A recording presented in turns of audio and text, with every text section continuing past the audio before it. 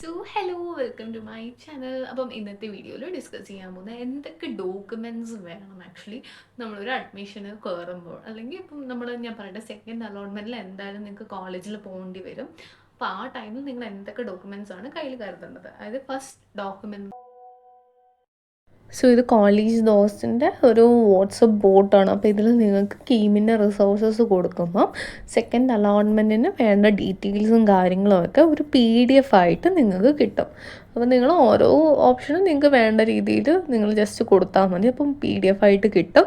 Link ഞാൻ ഡിസ്ക്രിപ്ഷനിൽ കൊടുത്തേക്കാം, നിങ്ങളൊന്ന് ചെക്കൗട്ട് ചെയ്യുമെന്ന് പറഞ്ഞാൽ കീമിൻ്റെ അഡ്മിറ്റ് കാർഡ് നിങ്ങൾക്ക് ഓൾറെഡി നിങ്ങളുടെ കയ്യിൽ അവൈലബിൾ ആണ്. കീമിൻ്റെ അഡ്മിറ്റ് കാർഡ് 2025 അതിൻ്റെ പ്രിൻറ്റഡ് ആയിട്ടുള്ള ഒരു കോപ്പി.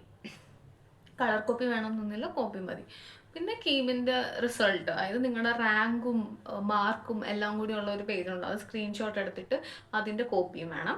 പിന്നെ 12th മാർക്ക് ഷീറ്റ്, അത് നിങ്ങൾക്ക് ഇപ്പോഴും അവൈലബിൾ ആണെന്ന് തോന്നുന്നു CBSE വെബ്സൈറ്റിൽ. പിന്നെ പാസിംഗ് സർട്ടിഫിക്കറ്റ്, അത് സ്കൂളിൽ നിന്ന് കളക്ട് ചെയ്യേണ്ടതാണ്.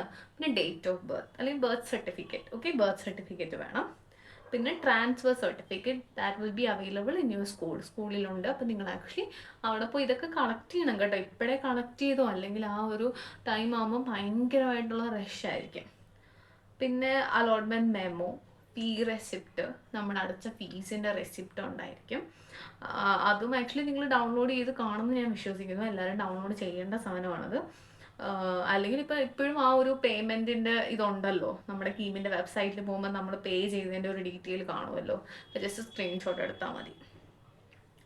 പിന്നെ കണ്ടക്ട് സർട്ടിഫിക്കറ്റ്, അതും സ്കൂളിൽ നിന്ന് തന്നെയാണ്. പിന്നെ ഫിസിക്കൽ ഫിറ്റ്നസ് സർട്ടിഫിക്കറ്റ്, അതാണ് എല്ലാവർക്കും ഒരു ഡൗട്ട്. അതായത് അത് ഗവൺമെൻറ് ഹോസ്പിറ്റൽസിൽ നിങ്ങൾ പോകണം എന്നാണ്, പ്രൈവറ്റിൽ നിന്ന് അത് കിട്ടത്തില്ല. അപ്പോൾ ഒരു ഡോക്ടറിൻ്റെ സൈനും പിന്നെ കുറേ ഡീറ്റെയിൽസും ഉണ്ട്. ഫിസിക്കൽ ഫിറ്റ്നസ് സർട്ടിഫിക്കറ്റിൻ്റെ ഫോമാറ്റ് നമ്മുടെ വെബ്സൈറ്റിൽ തന്നെ അല്ലെങ്കിൽ നമ്മുടെ പോർട്ടലിൽ തന്നെ അതിൻ്റെ ഒരു ആപ്ലിക്കേഷൻ പോലെ കൊടുത്തിട്ടുണ്ട്. അത് ജസ്റ്റ് ക്ലിക്ക് ചെയ്ത് ഡൗൺലോഡ് ചെയ്താൽ മതി, അല്ലെങ്കിൽ ഞാൻ വീഡിയോയുടെ താഴെ ഇട്ടേക്കാം.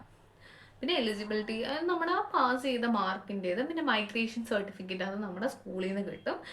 പിന്നെ വേറെ സർട്ടിഫിക്കറ്റ്സ് എന്ന് വെച്ചാൽ മെയിനായിട്ട് നോക്കണമെന്ന് വെച്ചാൽ 12th 10th ഒന്നും നമ്മൾ മറക്കത്തില്ല. 10th സർട്ടിഫിക്കറ്റും ഇമ്പോർട്ടൻ്റ് കേട്ടോ. 10th സർട്ടിഫിക്കറ്റും കൂടി വരുന്നുണ്ട്.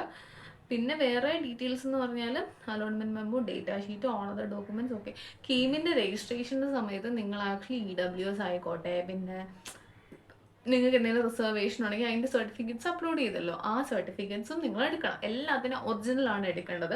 ഒറിജിനൽ ഡോക്യുമെൻറ്റ്സ് ആദ്യം നമ്മൾ അവിടെ സബ്മിറ്റ് ചെയ്യും. അതിനുശേഷം നമ്മുടെ ഫൈനൽ അഡ്മിഷന് ശേഷം അവരെല്ലാ ഡോക്യുമെൻറ്റ്സും തിരിച്ച് തരും. അത് തന്നോ ഇല്ലയോ നിങ്ങൾ വെരിഫൈ ചെയ്യണം, അത് നിങ്ങൾ എടുക്കണം. അല്ലാതെ കോളേജിൽ തന്നെ വെക്കുന്ന പരിപാടി ഇല്ല. ഇവിടെ ഒരു പ്രൈവറ്റ് കോളേജിനും ഇല്ല. നമ്മുടെ സർട്ടിഫിക്കറ്റ്സ് എടുക്കാൻ ആർക്കും അധികാരമില്ല. നമ്മൾ ഒരു കൺഫർമേഷന് വേണ്ടിയാണ് ഒറിജിനൽ ഡോക്യുമെൻറ്റ്സ് കൊടുക്കുന്നത്. പക്ഷെ ബാക്കിയെല്ലാം നമ്മൾ തിരിച്ച് മേടിക്കണം ആഫ്റ്റർ എല്ലാ അഡ്മിഷനും കേട്ടോ. ഇത് ഫൈനൽ അലോട്ട്മെൻറ്റും കഴിഞ്ഞ് നിങ്ങൾ കോളേജ് ഫിക്സ് ചെയ്ത് നിങ്ങളൊരു ഫൈനൽ അഡ്മിഷന് വേണ്ടി പോകും. ആദ്യം ഒരു അഡ്മിഷന് വേണ്ടി പോകും, അതിനുശേഷം 3rd 4th മോപ്പപ്പ് ആകുമ്പോൾ നമുക്കത് മതിയെങ്കിൽ നമ്മൾ ഒരു ഡയറക്റ്റായിട്ട് നമ്മുടെ എല്ലാ ഡോക്യുമെൻറ്റ്സും നേരത്തെ സബ്മിറ്റ് ചെയ്യുന്നത് ട്രാൻസ്ഫർ ആവും.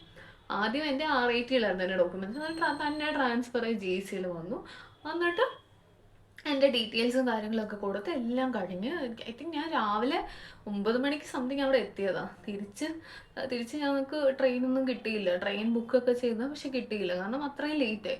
4:30 5 മണി വരെ അവിടെ നിൽക്കുമായിരുന്നു. കാരണം അത്രയും പിള്ളേർ വന്നേക്കുന്നു. അഡ്മിഷൻ ഞാൻ മോപ്പപ്പിലാണ് കയറിയെന്ന് ഓർക്കണം, എന്നിട്ടും ഭയങ്കര ഡിലേ ആയിരുന്നു. സോ യെസ്, അപ്പം അതൊക്കെയാണ്. അപ്പം അങ്ങനെ കുറേ അഡ്മിഷനൊക്കെ കുറേ ലാഗ് അടിക്കും. അതായത് അവിടെ ചെല്ലുമ്പോഴാണെങ്കിൽ പോലും കുറേ ഫില്ല് ചെയ്യാൻ പറയും. ചില ഷീറ്റ്സൊന്നും നമ്മൾ ഇതുവരെ ലൈക്ക് ചില കോപ്പീസൊക്കെ ചിലപ്പോൾ മറന്നു, അത് പിന്നെ അവിടെ നിന്ന് എടുക്കേണ്ടി വരും. അപ്പം മെയിനായിട്ട് നിങ്ങൾ എല്ലാ ഡോക്യുമെൻറ്റ്സും കോപ്പീസും ഒക്കെ എടുത്തിട്ടുണ്ടോ എന്ന് നോക്കിയിട്ട് വേണം പോവാൻ.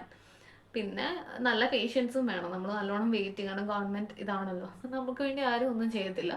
നമ്മൾ തന്നെ പോയി ചെയ്യണം. കാര്യങ്ങൾ ചോദിച്ചുകൊണ്ടേ ഇരിക്കണം. എൻ്റെ ആയോ എന്ന് ചോദിച്ചുകൊണ്ടിരിക്കണം. ബട്ട് ലൈക്ക് ഇപ്പം എല്ലാം മാറിക്കാണും. 5 years മുന്നേ ഉള്ളതാണ്. അപ്പോൾ യെസ്, ഇതൊക്കെയാണ് ഡോക്യുമെൻറ്റ്സും കാര്യങ്ങളും ഒക്കെ. അപ്പോൾ കുറച്ച് ഡോക്യുമെൻറ്റ്സും കൂടി ചിലപ്പോൾ അവർ ഇൻക്ലൂഡ് ചെയ്യും, വേറെ കുറേ ഡോക്യുമെൻറ്റ്സും കൂടി. ഇതാണ് മെയിനായിട്ട് വേണ്ട ഡോക്യുമെൻറ്റ്സ്. ഇതെന്തായാലും ഉണ്ടോയെന്ന് നിങ്ങൾ ടിക്കറ്റ് നോക്കണം. എന്നിട്ട് വേണം നിങ്ങൾ അഡ്മിഷൻ ആ ഒരു കോളേജിലേക്ക് എടുക്കാനായിട്ട്. അപ്പോൾ അത്രേ ഉള്ളൂ. മെയിൻ ഡോക്യുമെൻറ്റ്സിൻ്റെ ലിസ്റ്റ് ഞാൻ ഡിസ്ക്രിപ്ഷനിൽ കൊടുത്തേക്കാം. എന്തെങ്കിലും ഡൗട്ട്സ് ഉണ്ടെങ്കിൽ നിങ്ങൾ നോക്കിയാൽ മതി. പിന്നെ അല്ലെങ്കിലും അവർ കീമിൻ്റെ ആൾക്കാർ ആക്ച്വലി ആ ഒരു അഡ്മിഷൻ്റെ പ്രോസസ്സ് ആകുമ്പോഴത്തേക്ക് അവർ ആക്ച്വലി എല്ലാ ഡീറ്റെയിൽസും പറയുന്നതുമായിരിക്കും. സോ അത്രയേ ഉള്ളൂ. അപ്പം ഇനിയിപ്പോൾ അടുത്ത അലോട്ട്മെൻറ്റ്സിലേക്ക് കിടക്കുവാണ്. അപ്പം നമ്മൾ അതിനു വേണ്ടിയെല്ലാം വെയിറ്റ് ചെയ്യാം. സോ അത്രയേ ഉള്ളൂ ഇന്നത്തെ വീഡിയോ. അപ്പം താങ്ക് യു. ലൈക്ക് ചെയ്യാനും ഷെയർ ചെയ്യാനും സബ്സ്ക്രൈബ് ചെയ്യാനും ഒന്നും മറക്കരുത്. Bye bye, see U.